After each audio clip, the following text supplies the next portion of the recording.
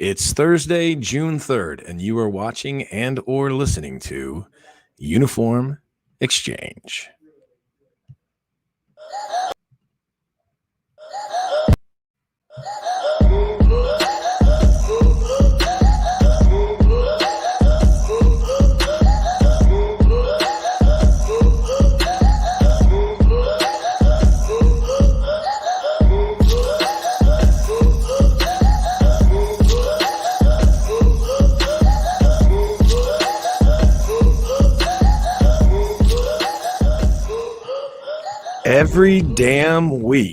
Every week, I mess that up. It's impressive. I'm going to make a compilation of your stupid face before you can get the screen to play and do a flip book at the end of the year. But I love For those of you watching at home, I have to press a button to make that happen. I am the whatever you call that person, the studio director, whatever. Mm-hmm. And I'm not good at it. I'm bad at it. I'm not good at being a host, and I'm worse at doing the other part. So it's a good combination. It's a really But everything good in between, you're salad. Oh yeah. Once I just need momentum. I just need a lot of momentum. And at the beginning, I'm having to create the inertia. It never works out. Well, everyone, welcome to Uniform Exchange, where we present the best, the worst, and obviously the most interesting happenings in the weird, wacky, wild world of sports business. And it rarely stops there. As always, I'm Michael Myers, a Birdie Boxing sports marketer. I'm joined, as always, by Team Marketing Reports, Chris Hartweg, upper right. That looks like left on the screen. Chris Hartwig, hello. We've got the big sports guy, Josh Kiles, and Goose Island's very own Mike Smith. You guys are so much better at actually, I'm watching now. You're not that good at it either. We're not good at it. It's the first 4 minutes of us every week is everybody pressing on the sides of their screen. It's good. Well, gentlemen, welcome to the show. How is everyone? Oh, we're doing well. How are you doing? See, you're in a new place. Can you believe every week different things in sports marketing happen that we get to talk about? I mean, blows my mind. I had no idea. No idea. I thought this was going to be like a monthly show. So much to talk about. We have to pick up the pace. We got to get 3,600 shows in. I know. This is like, we need to get on it. We definitely, yes, we're behind schedule on the show count for sure. I think we're on episode 7. We're doing well, guys. We're kind of crushing. Well, last week you said it was 4, so right. Well, I didn't know. I drank a lot before last week's episode. I'm glad you guys are doing well, though. We do have some interesting topics today. We have some interesting. Rack it up. I got a bill. Make me a safe house. Shake it up. She got her hands on it. Yeah, we're going to be talking. Stop it. We're going to be talking about fans acting a fool. We're going to be talking about some aggressive hits in the NHL playoffs. We're talking coronavirus restrictions being lifted, which is a fantastic thing. We've got tennis players not wanting to talk to the press. We've got football leagues coming out of nowhere. There's a lot of stuff going on right now. Just out of nowhere, out of 35 years ago. Out of 30 in 1983, 1985. What is that? 35 86. Years? 86. Is that really 35 years? I just got depressed. That's 35 years ago. I remember vaguely. 1986 was when I collected baseball cards. 1985 is when I started. So heyday for this guy, buddy. Driver's license, junior high school. Come on, buddy. I remember 1986 like it was yesterday. That was great. Because to you, 1986 might as well have been yesterday because you were not even close to being here. What's it like? What was it like going to high school in the 70s? Close. Chris? It was interesting. I'll say that. I can't speak from experience, but it seems like it would have been interesting. I've seen Fast Times at Ridgemont High, and it looked amazing. Yeah. By the way, did you know and I'm sure you did. I did not know this till recently. Fast Times at Ridgemont High was based on a reporter that went undercover to high school. And then this movie came out of his reportings. I'm sure I'm butchering that story. Matter of fact, I know I am. But it's something along those lines. A guy actually went undercover to high school, and we got Fast Times at Ridgemont High out of that. I think you're thinking of 21 Jump Street. I Can you imagine Now that that is a reporter that mess. goes into high school like, dude, that new kid, definitely not a high 30 schooler. Well, like, the Drew hey, Barrymore. where's the party tonight if I were to be looking for one? Hello. Rufus. What are you doing with your hands, bro? My fellow young dudes. Was that First Kiss? Was that the name of the movie where Drew Barrymore, 35-year-old, went back to high school to look like, and we were supposed to believe she looked like a high schooler? Guys, am I right? Did we not tell him to stop talking about this movie like 5 podcasts ago? Ridiculous. He's still stuck on the favorite time travel movie question. Like, come About dude. time. This is a sports about- podcast. I'm great getting mad movie. tweets like, when you guys gonna like expand on that? And I'm like, as soon as he gets over Drew Barrymore movies. What happened to the topics? What happened to that? We just did it. Am I on speaker? Ooh. All right. Yeah, I don't know. I think I've messed a bunch of stuff up today. This is good. Are we keeping track? We keeping track of all the mistakes One. thus far? Just one. That's I perfect. All right. ran So out of let's get. space on my paper. I do think we should get started. I'm going to start this timer, by the way, as we start the first topic this time. This was a new thing for me. Let's check it out. Look at that. There's a lot. All There's right. a lot going on there. I'm so good at this. I'm so good at this. All right, Does topic Does the number sound one. work? Does the sound work? No. Oh. Oh, on the thing. Probably, maybe. We'll see. Shabong. Find out. Every week it's a find new adventure. We'll find out. Do Every we have a week it's new budget for an adventure. actual gong if the sound doesn't work that someone can gong? Can we get that at least? Yeah, we do have that. budget. How many listeners do we have right now? Can we ask them for a donation of 35 cents and that will go to fund the actual gong for future shows? We have 235 viewers right now. Thank That you. would be about $50 we'd make. Now $65 roughly, $70. I got a Okay, gong Rain guy. Man. I could get us covered. I got a gong guy. No, that's a Got a gong guy? bong guy. Oh. That too. You could get a job at Amazon now. Yes. You guys saw that, right? They're lifting they're lifting their. Well, Josh, you were reading up closely because you were applying for a job immediately after reading. What did you find out?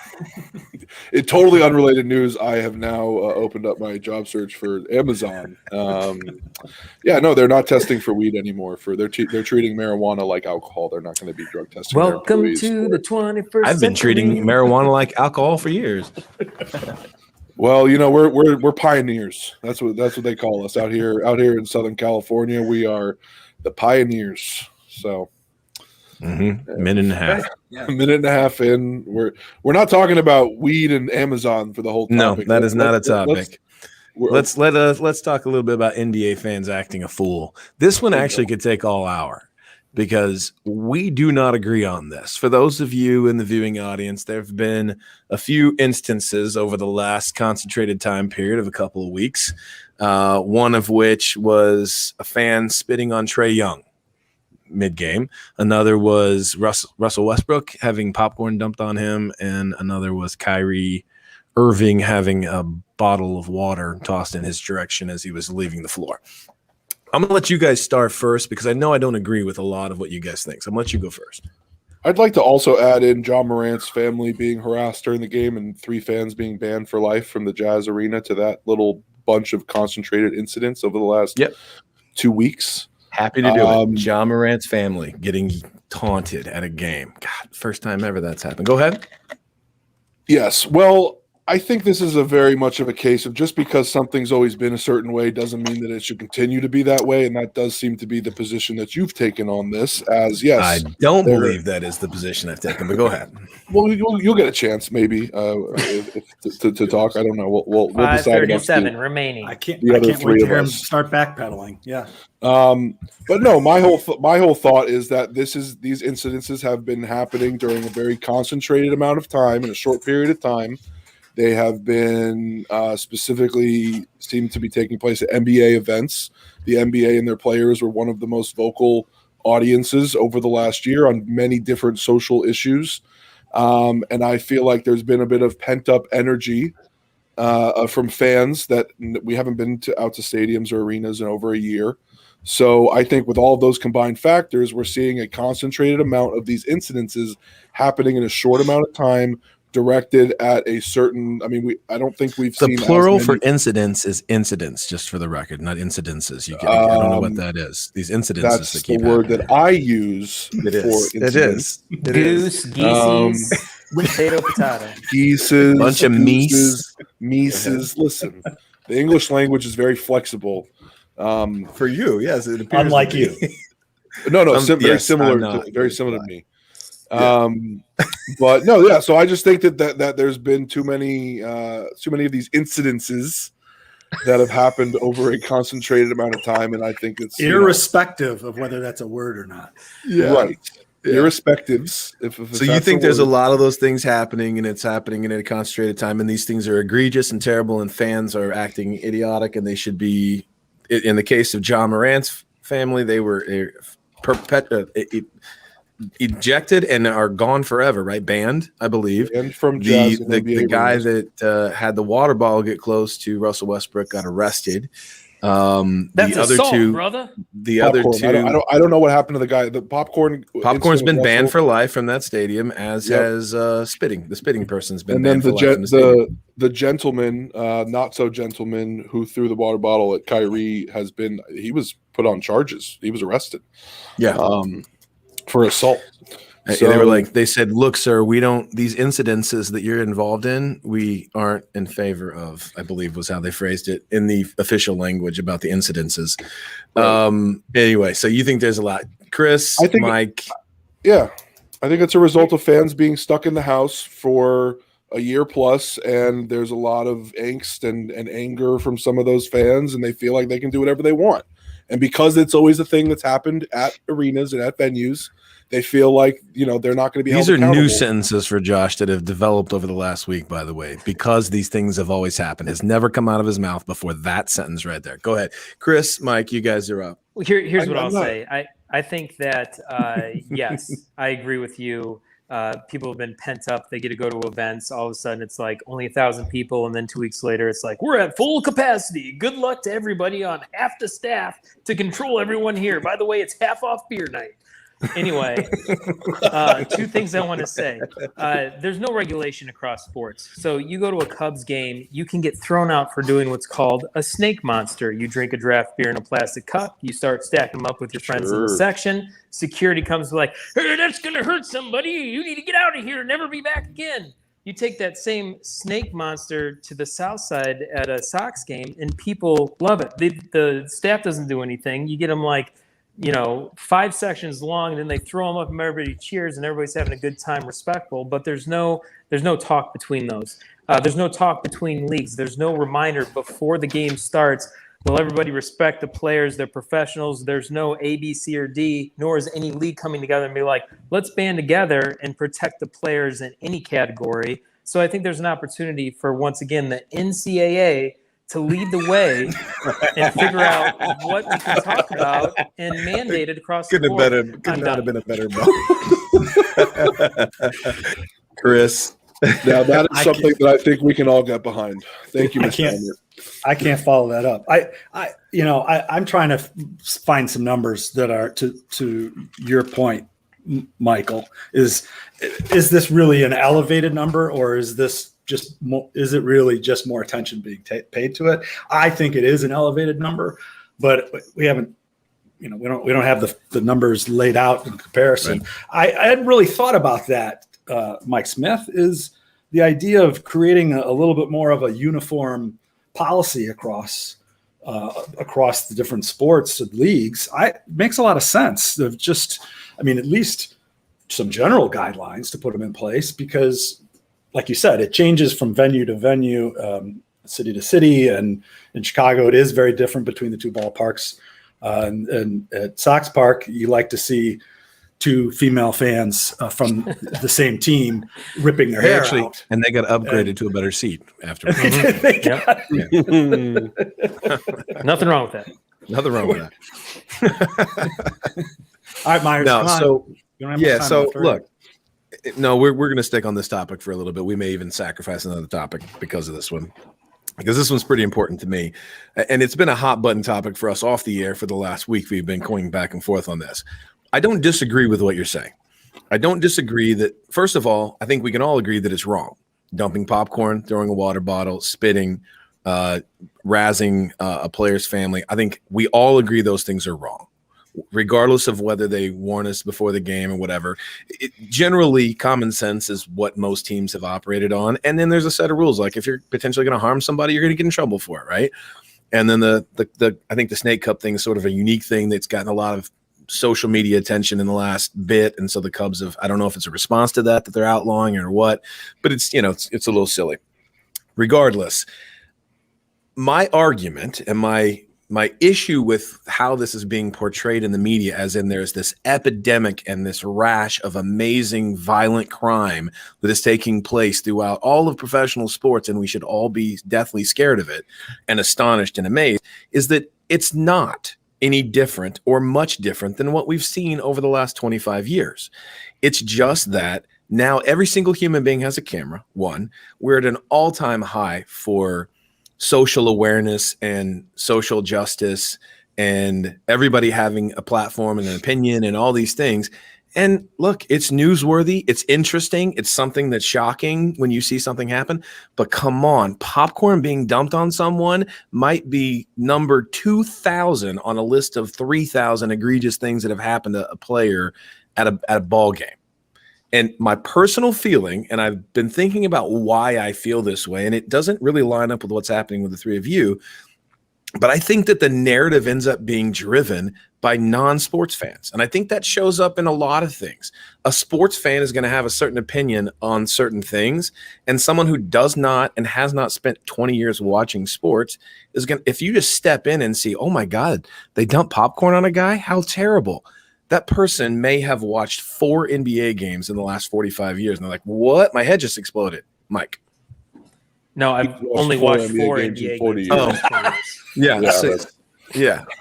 Okay. And again, I just don't. I think that it's with social media and everybody being able to comment about it and everything being pushed and retweeted and pushed, that it's an interesting thing that happened. I think it's dead wrong. Somebody spitting on somebody, especially in the pandemic, is awful. But you understand, like the precedent you're saying. Like I agree with you too. Spitting, no room for it. I think name calling or like heckling to away with like children, family events, like that's another. It's thing awful, too. but it happens all the time everywhere, and there's nothing you can do about it. Let's go back to the point I made. Like no one's stepping up and saying like, here are the rules for NBA or NFL or across all sports. I agree with that. I mean, if you go to the stadium, there is going to be X, Y, and Z and name it out and you'll be held accountable across the board. No one's doing that. Any stadium you walk into, any ticket you get is going to give you rules of contact, general rules of contact, right? Not any, but oftentimes. And you go into a stadium, there's going to be general rules of what you can do. You're right. There's no singular edict saying these are the 10 commandments of things you can and can't do. But you can't jump out onto a field. Everybody knows that. But that's my thing. It's like everybody's acting like the popcorn and the water bottle. I think it was a text chain we had last week where off the top of my head somebody mentioned the batteries in Philadelphia where they were throwing batteries on the field. I remember in St. Louis on seat cushion night, seat cushions raining down after a bad call. There's probably 9 examples of it under Bill Veeck at the White Sox of crazy things happening on the field. There was a first base coach. They gave away like mini bats, like the giveaways have become I used to get mini bat. Yeah. Oh, well, like I have mini bats at home. Working in the industry, we do giveaways with certain clients that we work with, and we have to vet them through PR to the point where it's like, I don't know, that stuffed animal, if an Major League Baseball pitcher were to project that, it could do some damage. And it's just then we won't. I don't know if they do. Do they still do mini baseball bats at all? No, they don't. They can't. They can't do that. They can't do anything. They don't even give away. They don't even give away bottles of beer or water or anything that's unopened. They don't give you a cap at most arenas and stadiums because so that you can't. Presumably, if you throw it, it's going to run out of liquid as it's going down and not be as dangerous by the time. My whole thing is nobody ever said, especially nobody on this podcast ever said that these incidences didn't happen in the past. And when you're pulling out stuff as far as 1972 to like talk about, there's going to be a million different instances. The point, do you know how many games group of fans heckled a player's family I'm going to roughly say the every. Utah Jazz fans were the ones that reported these fans it went beyond heckling. How many times you been to a game where there was a game. crazy fan that was heckling everybody? When racial slurs start getting thrown out at a family, there are lines that are crossed. That is what happened. There was friendly heckling going on that whole game, but a line got crossed, and the Utah Jazz fans were the ones that alerted security and said, hey, get these bad actors out of there. So that is part of the problem. It gets labeled for a whole fan base as the bad fans. When you get to the point where there's racial issues, then it's a completely different ballgame. That is a completely and that is a reflection of society today, where people feel free now because it's sort of been sanctioned by certain groups to speak freely about how you feel about other races. That's just never been okay, and it was never done. It was never done in public. Well, and I think that's the difference, actually, Mike. My goal is that's the difference now. Is that this is at another level. It's not more frequent. It's that people are feeling they can just go say anything and do anything. Because, like you said, they've had other examples of people around and in power or popular that think, I can say anything, do anything. And I think that's the problem, is that dumping the popcorn, you shouldn't do it. You shouldn't spit on anybody. You shouldn't throw a bottle, right? We all agree about that. But it's like you're also, racial epithets, and you're, putting acid in the bottle or something now. I mean, that's the problem, is it's been ratcheted up.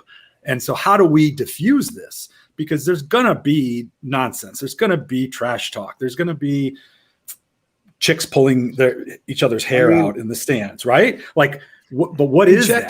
That's where I think Mike's point. Eject them. Right. When they happen, in the past, when it happens, you eject them. And in this case, they're publicly banning them. So I think that's going to be a great deterrent. If you're an idiot at our stadium, you'll never come back. I have no problem with any of it. My only issue is with everybody saying, oh my God, this is so different. The only difference, to me, I agree, in certain cases, when they're bringing in things that were normally off limits, like talking about race and things like that, that's not okay. That's never going to be okay. Well, and I think the thing with I got to get my hair guy back in here to fix this. I think that like the Westbrook went ballistic on the popcorn thing, but I don't think it was the popcorn. Right? It was the sign of a bigger thing that he's dealing with and hearing so much shit that is so far over the line. Whether it's the straw that broke the camel's back. Right. Exactly. And you're talking about sports fans versus non-sports fans. And yes, part of what I'm about to say will feed right into your point of we're living in the social media world and we're hearing what everybody's saying, but I'm hearing what the players are saying. And it's not just on Twitter. It's in post-game interviews, and they've been getting hit with types of things that they haven't really heard as much in the past. Now, Kyrie, he's heard those things being in Boston, and he made a comment about it before going to Boston. And of course, the Boston fans, and we're dealing with Philadelphia fans. We love those cities, but they have a history, as Myers has pointed out. But days after Kyrie says something, Boston. Visit Boston. Yes, please. Your cousin from Boston. But I think that there's a lot more going on behind the scenes, and yes, we're hearing about it more for sure. But I think that there are racial tensions and things of that nature that are feeding into this. And yes, you could say that I'm assigning a problem to, assigning an effect to a cause, but I think that would just be ignoring everything that's happened in the world and the dynamic of everything that happened over the last year during a time where people weren't in stadiums. Assigning a cause to the effect is what anybody, talking heads across the world do that. They wait for something to happen. They say, ooh, and then they look back and they have their opinion as to why, and then they fill in the blanks as to why it happened. It's a very difficult way to address a problem. It's human nature, and there's nothing wrong with it, but it does frustrate me because it doesn't feel that different to me. It doesn't feel that different other than the things that were mentioned today that I do agree. But like, for example, when I talk about fans versus non-fans, this is a slightly different topic, okay? But it actually crosses over, and it's not going to be something that pops up on the screen. But Liz, and I think her last name is Cambridge of the WNBA, who last week, a head coach from an opposing team was working the ref, right? And something happened. And he's like, come on, ref, she's 300 pounds. That was paraphrasing what he said as they were running down the court. That guy was fined, and I don't know how much else. She went on social media and said, look, no man is ever going to speak to me this way, especially not a little white one, and went on this long thing. And she's getting praised for her response, and he's getting lambasted. This is where the non-sports fan comes in and makes all this not make any sense. Because any athlete who has ever played a game has heard exactly what that coach said and has thought nothing of it. That guy's 6'10". That guy's 300 pounds. What are you doing? That is just a coach working a ref, irrespective of whether it's a male or a female that is the player. Doesn't matter. White, black, none of it matters. But it's got this entire life where now you've got an WNBA player saying that this is protected speech and all these things. And if I'm a coach in that league, I'm not. If I were, I wouldn't know what I'd be confused as to what can I say? What can I not say? I really have to run this through a filter. And this is a group that wants to be treated as equal as an NBA franchise or looked at in the same. And yet that would be one of those moments where that's exactly what would be said about Shaq. But you're saying, no, I'm different because I'm a woman or because something, I'm different. A non-sports fan gets sucked into that. A sports fan looks at that and goes, all right, I'm going to go with you because I see where the issue, it sounds like fat shaming. It sounds like body shaming, but it's not. It has never been. Well, maybe we need to change it. Challenging a norm is not a bad thing, but. Yeah, that was going to be my point, kind of ties with that there, is that you've got this, I think there's a hypersensitivity to all this right now, right? Like, what to Josh's point, I didn't even know that about the Jazz fans, that, they're the ones that patrolled, or whatever the term is, of self-reported. Yeah, self-reported what was going on. Like, that to me, we're not hearing that. It's just about incident. Right. Incident. We never hear about the good, which is unfortunate. Right. And again, this, the dumbass in Boston and these guys in wherever, right? Like, they're stupid, but they're not just like one bad cop doesn't make all cops bad. Right. And I think that there's not context to it. It's polarization, just like we're seeing in everything else, in politics and everything else. And and maybe this does lead into the venues conversation, but it's like everybody's on, I think, more of an edge and want to get back to normal fast, or they're worried or hypersensitive about saying something or not saying something. Right. Yeah. But Chris, you bring up a good point where two things. One, why do we hold any professional athlete on a pedestal where they get a platform to speak anything outside of the sport? I mean, there's a whole conversation we could have on that. And what debates could we have on their point of view out of what happens on the court or the field or whatever you want to call it. And the second thing is the social media aspect. 10 years ago, we weren't hearing about all these incidents. They were still happening, but unreported. Now you hear about every single one because everything is recorded. Where is, once again, let's go outside of the NBA, the NFL, any professional league that could put the rules in place that I mentioned a little bit earlier. And let's talk about just how the news portrays things. And they always want to just bring things up like, look what happened at this NFL game. Look what happened at this NBA game. Look what happened. They never even take a step further and be like, and because of that, here's the actions that have been put in place. We'd also like to do a reminder that just be a good human being when we open the world back up and go to a social, like a sporting event, and treat people how you would be wanting to be treated. Like, all that is thrown to the side. It's like, you should know how to act better. And we really do need to remind society more so now than ever, like, be a good human at the end of the day. Well, go to these sporting events. That doesn't get clicks. That doesn't make the headlines. Right. And it's not newsworthy. It's not, we live in a world, where all you need is a sensational headline, and then you get all the coverage, and it doesn't matter what the article says, So I think that's just an unfortunate reality that we're living with right now. You don't get to hear. Well, you got to follow the positive stories. Be a good human, and then penguins are exploding in Antarctica. Catch the footage when we get back. That'll keep your attention, right? Exploding penguins. Yes, 100%. Okay. And Josh, just for the record, your opinion, and Chris and Mike, your opinions are far more popular than my opinion. on this topic. I am drastically in the minority on what I'm saying about these events. But I should almost I feel as though I need to lead into these things by saying, in no way, shape, or form do I overlook the years of battling that women have had to do in sports, that minorities have had to do in sports. In no way, shape, or form do I ignore the privilege that I have, the opportunities that I've been afforded throughout my life because I happen to be born a certain skin color, or other people around me that own businesses were also white. And trust me, all those things, I'm a very progressive human. I just see these individual moments to me that throw it all out of whack. Like, I want to correct the things that need corrected, but when you try to correct things that are not, and you create controversies where they are not, it exposes sometimes the lunacy that surrounds the topic, and the fact that one person, in retribution for something that wasn't wrong, him saying that, to me, historically hasn't been wrong. If you want to challenge and think you need to change certain things and not be able to say those things, I'm certainly up for that. But something he did was never, ever considered wrong before that moment. And the retort was aggressive and and racist, if you can, prejudice, maybe not racist, but prejudice. And the retort was praised. And the action, which would have never been considered wrong, is being viewed and treated publicly as, I can't believe this human being is allowed. They should fire him. He should not even be a coach. That's the response. And it's just not, it doesn't make sense.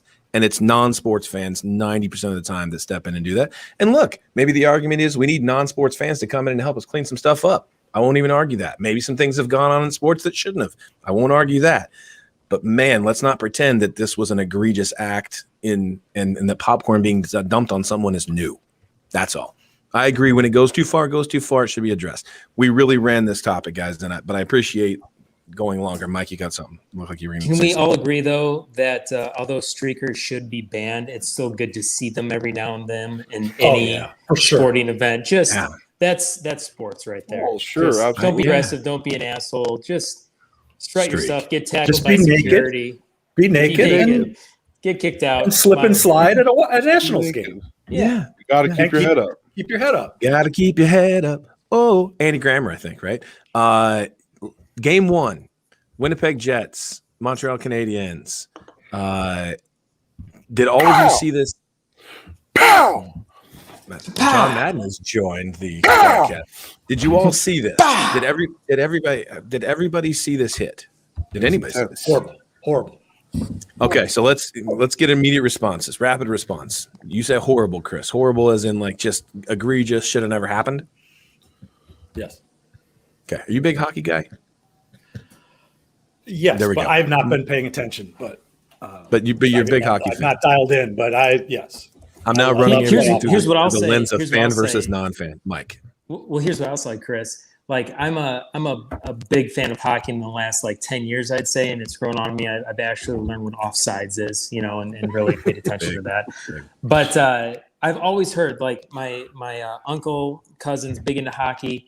Unwritten rules of hockey, and I know we talked about unwritten rules of baseball, but isn't this like you make it to the playoffs, you're playing there's certain rules where you could at any point, but you just don't do it for sake of the game, sake for my team's better than yours, and you don't need any point of doing something like that. Like that comes into play. I don't think it's and playoff based. I think that hit. Yeah, go ahead. But I see what I'll go back to saying I haven't seen a hit like that in the playoffs in hockey last 5-10 years maybe. So it's are the rules changing?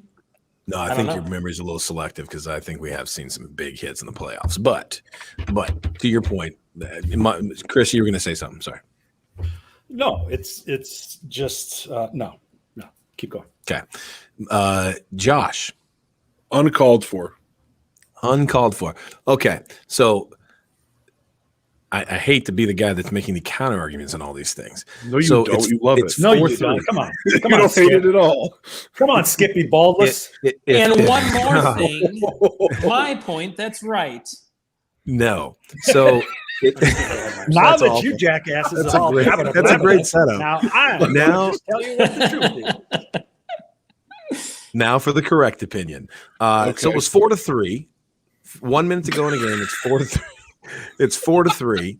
And now I'm going to tell you what the truth is. 5-3. It was 4-3 at the moment. The goal made it 5-3. So the guys, I believe, and maybe I'm wrong about that. I thought it was 4-3 at the moment, and the goal made it 5-3. It was already 5-3. Then it's completely uncalled for. My opinion will actually change. If it was 4-3 at that moment, and he's wrapping around, and there's 1 minute to go in the playoffs, you do everything you can, short of lowering your shoulder and taking a guy's head off, from keeping that puck from going in the net. And at the speed he was traveling, the guy came around the net. He wrapped it around and dropped it in. He didn't line him up from 70 feet away because he wasn't anywhere near that spot as he was coming down. He was chasing down, and he was trying to get to the guy before he could get around the front of the goal mouth to pop the puck into the net.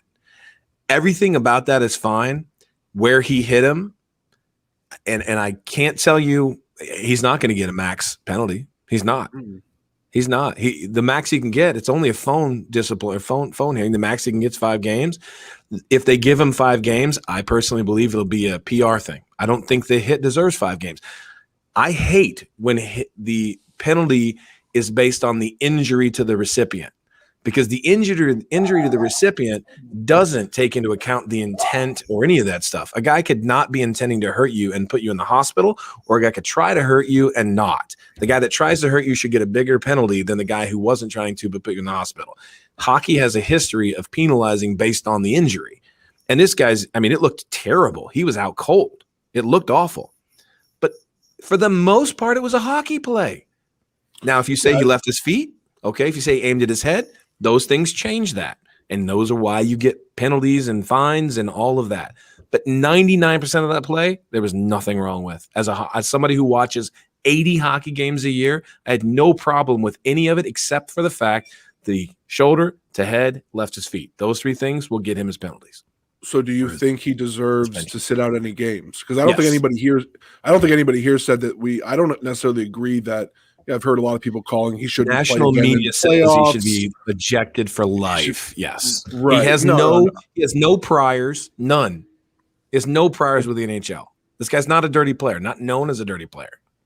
I think of a few game suspension is appropriate, and the fact that they're playoff games means that they're weighted more heavily. So, no, I don't think that it's anything like to ban the guy from the playoffs or anything like that. But that's where we come back to the sports fans versus non-sports fans, or even hockey fans versus non-hockey, even hockey fans versus non-hockey fans. I don't know what's happening to my voice right now, but it's definitely back to Chicago again, my friend. This is my hockey voice. I'm sorry, Stan Mikita.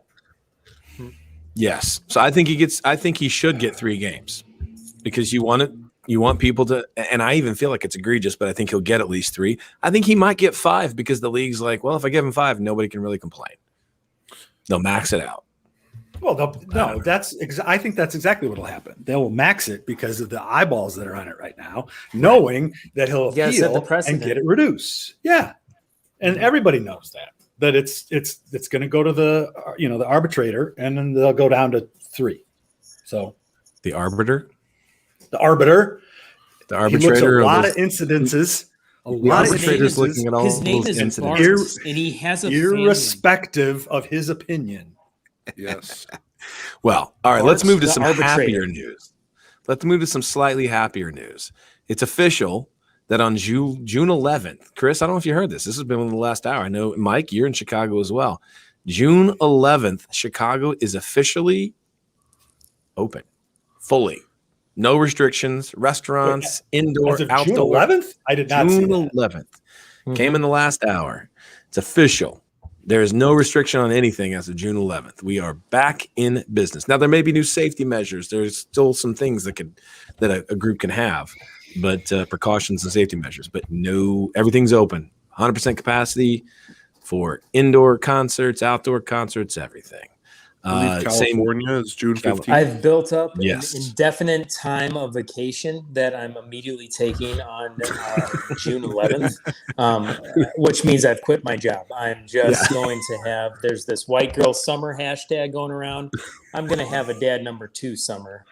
That did not come out right. I'm not going to poop my pants. Jesus, I got to think these things through. You get number 2 hashtag.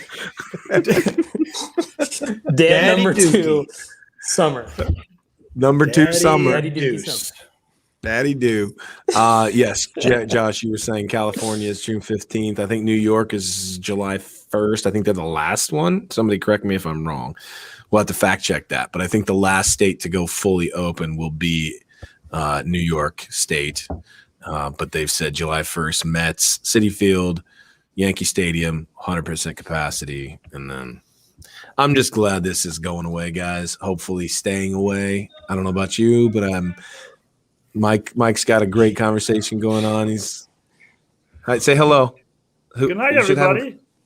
Yeah, sorry. One of our millions, live millions of listeners. Live studio audience. So I one of the said it. 250 found where I work. They came in, they're waving at me. I was like, no Wow. autographs afterwards. Dad Summer number 2. Number two, Dad, number 2 summer. But I'm just glad. So another topic, all the FLs. We mentioned this in the opening. USFL, XFL, Dwayne "The Rock" Johnson's group's coming. Who's going to fail and who's going to succeed, and why? If you have an opinion. Anyone? Are you excited? First off, not really. No. okay, all right. I think that's. I think. How could you be? I think that the XFL was onto something before they got shut down due to COVID, and so I'll put my bet there. Although I know it's a totally new ownership group, but there's nobody on this earth that I trust more than Dwayne "The Rock" Johnson, except for maybe the NCAA and Mr. Emmer. Yeah, they got involved. Thank you. They got involved. I was going to give you 2 chances, and you got it right on the first one. Every time we say NCAA, it goes NCAA, and then The Rock, and that's pretty much. There's nobody else on that list as far as who I trust. Yeah, that's all I have to say about this topic. So you feel stronger about the XFL if you're putting money on something? Yes, never bet against The Rock. I do too. Unless he's XFL. The Rock has had a very good win streak. I think anything he puts his name on, he'll figure out how to make it entertaining. I think the XFL failed because of not getting the right people, the right celebrities First they needed to like put that in there. Not first time. Change the rules a little bit, make it a little bit more entertaining so it's different than the NFL. And see what happens. I think another league on top of it, the American Football League. When are we going to start talking about the Canadian Football League? Shouldn't that be number 2? The Grey Cup? Yeah. I mean, it's been around. Number 2, the NFL. We should that's what like. USFL, where's that coming to play? Where's the jokiness to the level of talent to you love NCAA football and then there's the NFL, but all that talent in between, where's it go? Do I go to the XFL? Do I go to the American Football League? I'm going to Canada. I don't think there's room for 4. I don't think there's probably room for 4. No, Chris, what do you think? I think what is going to happen here is that the XFL and CFL will merge up, and that will put them in a much better position of strength because you'd have the well-established CFL teams and the legitimacy of that to go with The Rock and Redbird Capital and all that stuff. I mean, you think talk about team up before the league starts in 2022? Yes. Okay. Yes. I think that's what's holding them up is just hammering out who owns what and what stays and what doesn't. I mean, the USFL thing is cute for a quick reaction. I mean, to bring back the generals and the gunslingers, and all that kind USFL, coochie coochie coo, so cute. The Blitz. It's my buddy Bill Shea at the Athletic was saying this afternoon is the nostalgia. That's a big thing. It's a powerful thing, and people that. Was there that much nostalgia built in 2 years? 3, but yeah, they did. I don't have any nostalgia for the USFL, but I was too young. Well, right. I think how many jerseys do you have, Mike? How many jerseys? USFL jerseys? How many jerseys? I'm wearing them all right now. I'm wearing every USFL jersey that I own. When we get a dress code, by the way, every week, everyone looks just a little bit different. That's what happens when people don't wear the same clothes every day. Wait, what? I don't know how the USFL working in their favor has Fox, and Fox as apparently an investor, or they get a stake of the league. I just don't. I mean, beyond that, I don't know. The Alliance for American Football, the Alliance, those guys. If you're undercapitalized, you're screwed. You're done, even with a TV deal. And so that's where I think, the XFL guys now, our buddy Derek Thornburg and all, that was a smart group that was there. We talked about the beer snake. Like, they loved the beer snake. They embraced it when it happened in DC, right? And it became a thing that was, all over the game recaps and stuff like that. Yeah. And, they embraced that difference, and they really, but at the same time, I got to sit down and spend some time with Oliver Luck as they were getting ready to launch. And they did their homework, man. I mean, they did so much study of, live play with the spring league and all these leagues testing stuff out and working with fan focus groups. I mean, they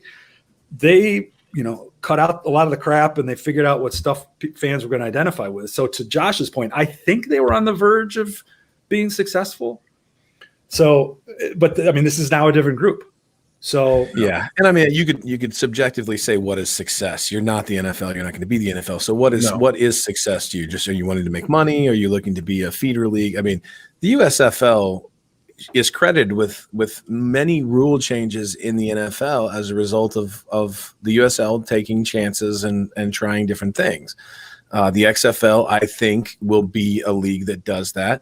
If I'm betting, because of the two things you guys said, you've got, I believe, much like you, that Dwayne "The Rock" Johnson has a better finger on the pulse of what people like than most people do, and he's done a good job of that for a long time. He's a great marketer, and I think he'll do pretty well in that role.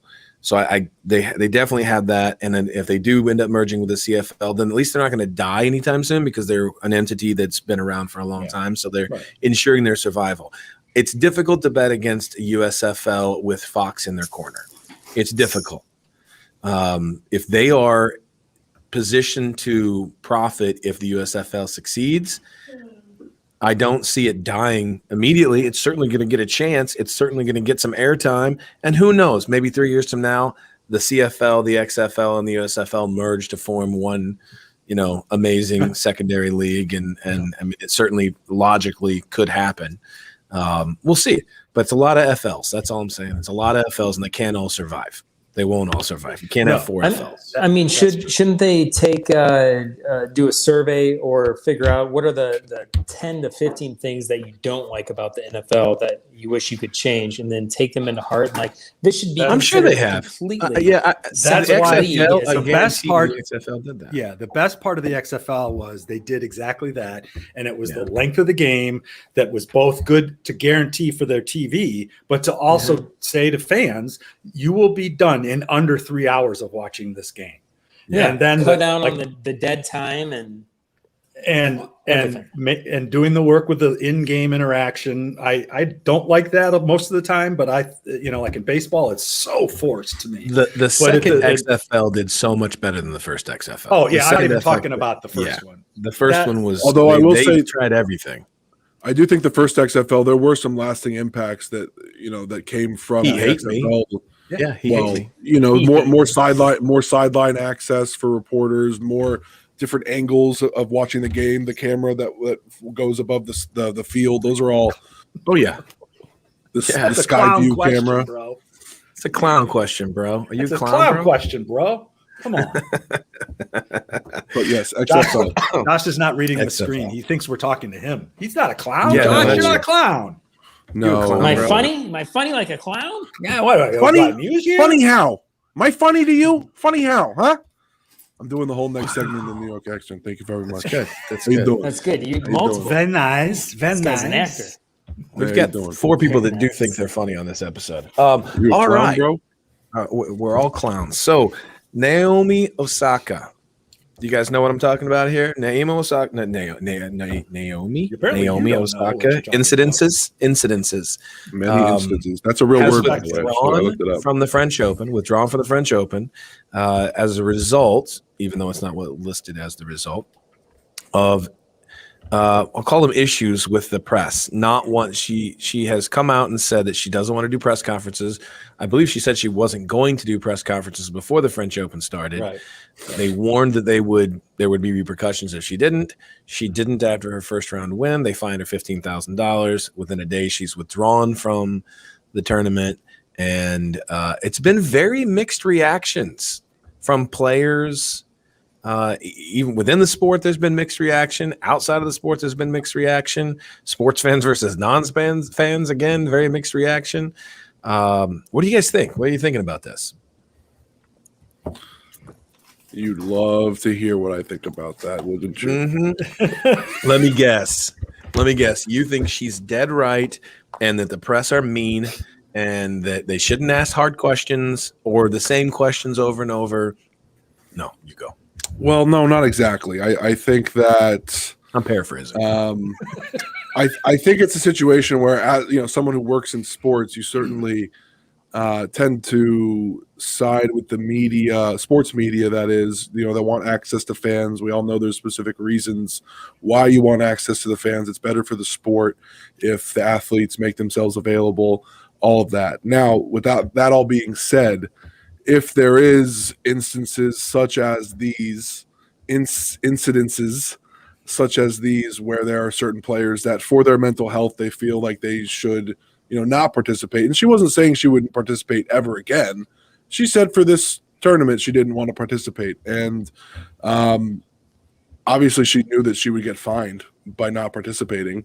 So I don't know if it's so much the fines coming her way that caused her to withdraw as, I think she's serious. She's someone that is serious about her mental health and didn't want to deal with it. And it was just becoming a big distraction, and that's not what she wanted. And out of, whatever That's a lot of words. respect How do you feel about it? for the tournament, she withdrew. So I'm on the player side in a lot of situations. In this situation, I think mental health is very important. So again, this is going to be a case of like, so you're saying what's that it always is been overwhelmingly difficult on her mental health to have to answer questions to the media after a match. Myers. I'm not saying that. She That's is. what you are saying. You're saying that you're okay with her saying that. I'm you think agreeing. That's okay? I'm agreeing with how she says she feels. If that's how she says she feels, then I agree with her. Sure. But she does, and she seems to acknowledge that there will be some type of fallout. But if that's how she says she feels, then who am I to say that's not how she feels? Look, I get the concept of this thing, and as somebody in sports marketing, sports business, that helps sports media in your case. And that helps. I mean, that helps you sell tickets. That helps you draw viewers, clicks, readers, whatever, right? But the practice of this, that's what that's about. It's not common sense. It's like, I think, Mike, we talked about it last week, like you come out of a meeting and or you're in a meeting and you're getting heckled. Well, this is the same kind of a thing. Like you bomb a presentation and then you got to immediately sit down and get 50 people in your face. Hey, why'd you fuck that up, man? What's wrong? Yeah. What were you thinking? Why are you such an idiot? Well, are you going to get benched? Like, who needs that? Well, the whole time you guys are talking, I'm thinking about is it Marshawn Lynch that was forced to go to press conferences, and he would just sit there and you would ask questions, you'd say damn thing, and he's like, I'm here because I have to be here. Is that what you want to get to? Like maybe you should train professional athletes. That is where it's like are. It's part of your job to do the after game speech, and if you don't want to participate for mental health reasons, for any reasons, you bombed, you missed the game-winning shot, whatever, you still need to go there. You signed up to be, part of the team in the league and whatever you want to say, but your only defense is to sit there with earplugs in for 10 minutes, not answering questions. Then that's what we're going to get. And guess what? Everyone loses at that point. The fans don't get what they want. The players don't get what they need. And God forbid it's like mental health related, like Jesus. How can the media not? I'm going to side with the players on a lot of things, but I'm not siding with the players particularly on this, I don't think. Maybe there can be some adjustments in how it's done and all of that. But, man, feel free. Don't show up to the press conference, but let's go ahead and take $1 million off your salary. You're getting paid $16 million a year. Feel free. You don't want to live up to the obligations of the job. Part of the job of $16 million is not just to go out and play, but it's also to do it's in your contract. Otherwise, it wouldn't be something that you are having to adhere to. So if you don't want to do the things that you signed up for, that's fine. But let's go ahead and change the giant dollar amount and go ahead and let's take that off the ticket prices. I'm not going to keep that as the owner. Let's go ahead. It's impossible. It's not going to happen. It's not going to happen. So if we want to talk about adjusting it to where people don't have to answer the same questions over and over, because I feel like that's really the issue, is they're like, it's the same question every time. I still think it's more. I think it's more of an issue around the conversation of mental health, because now you're saying like, oh well, I think it's a very safe way to package it. Are we going to take away? Are we going to take away $1 million because Naomi Osaka broke her leg and can't play? I mean, Josh. that's the no.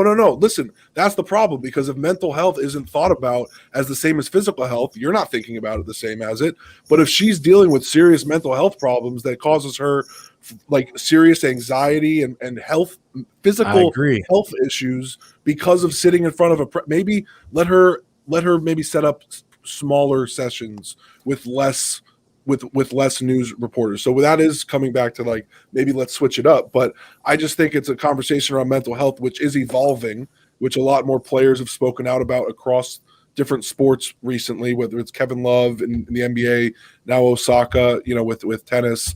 I think it's hard. It becomes a different conversation because we're just not you're just thinking about it as like, you got to live up to what's in the contract. You got to do this. Well, you don't have to play when you're injured. I'm just thinking that, but I do think that, and I also you don't have to play when you're injured. Easy to say. Well, I'm. It's very easy to say. Anybody can now say it's a mental health. I need a mental health. That's not true. Can anybody say they have a broken leg? No, you have a doctor. One of them is visible and the other one's not. You see doctors that are that are telling you have these issues versus anybody can say. I am very sensitive to individuals that have mental health issues. Very sensitive to that. Very sensitive. Well, it doesn't sound like it. You just don't mind throwing them up in front of a million people. I'm sure it doesn't sound like it.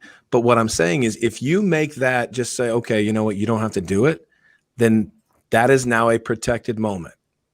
We talk about things going too far. But at the end of the day, what are you trying to get at the end of the day, Myers? Because like I'll combat that with, why do we have to hear from the same washed up coach game after game after game to talk about why you're? I think there needs to be reform. It's like, I don't give two shits. I'd rather have the water boy get his opinion on why we won or lost, and have some kind of Mike Smith's opinion. Yeah, no, I don't disagree. I think there needs to be some change. I do. I think there needs to be some change in how they do it.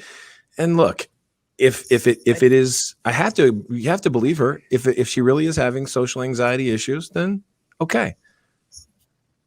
I just feel like the NCAA could step in at any time, and around we go every week.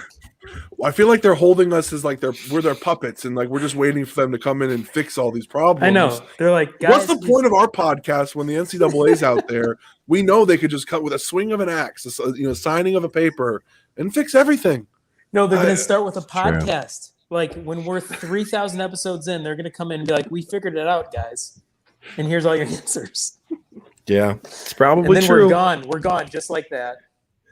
Well, I just think that my 2 cents is, I think that this, especially in the individual sports, it needs to change, because it is the same lame shit that's annoying, and you got literally, she's going to have 150 cameras. Click, click, click, click, click, and running live on it. Like, do it with a pool reporter, or do it that there's different way to structure this thing that you can still get some insights, and it still can get shared out to everybody without being in the zoo, and without doing it 20 times during the French Open week. Like, it doesn't have, so let's find some different ways to do it. We can still get, I agree. We can still get what we need. And it could, I don't blame her.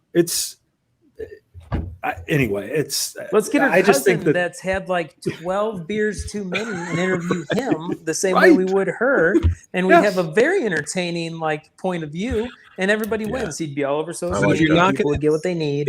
If you're not going to make her do it, you can't make anybody do it. If she doesn't have to do it, then nobody else has to do it, because it is mentally taxing to sit. It's mentally taxing to sit through those press sessions. It is. So one person says I'm opting out, but you're going to make everybody else still do it. No, well, then those other people now lose the right.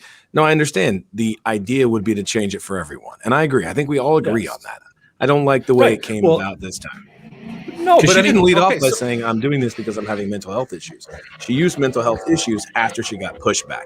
And that's my point about you could bring it at any point in time and suddenly people have to stop and say, oh, never mind. Sorry, we're not mad at you anymore because now you're in a protected I moment. think she That's did. the I stuff think that she bothers did. me. she about I think mental she health was from the upfront. She was upfront about it, and she for the $15,000 I think fine for each of the sessions. What is it? If She so, made then I'll change my opinion. nine- If she was upfront about it and led off with, I'm having these social anxiety issues and I don't want to do the press wasn't she stuff. the top paid female athlete last year? Yes. Right, $49 million or something like that. I think it was actually made like a lot. over $70 million total Right. that she made last year. You made a So lot. she can afford it. I So plead the fifth. Do a little Dave Chappelle in there. All right, gentlemen. the fifth I is- think this is probably a good time to wrap this up. Yes. We've gone over on every topic by about 14 minutes, and Mike Smith is late for something. I don't know what, but he is about 19 minutes late for something. could we You don't take have to- another I have, 15 or 20 minutes for me to vent about Mike Krzyzewski? I would love to. Come on, let's just keep Oh, going. man. I'm I'm going to bring us out on that. Save it for the show. Save it for the show. next week, gentlemen. Thank you If very all of our much. sponsors will have us back for one more show. All of our sponsors. Will the sun shine on Mike's number 2? And I wish all of the best for all 3 of you. I'll talk to you soon. Wait, let me do that again. Till next time. Beep. Till next time. Ready? Beep, beep.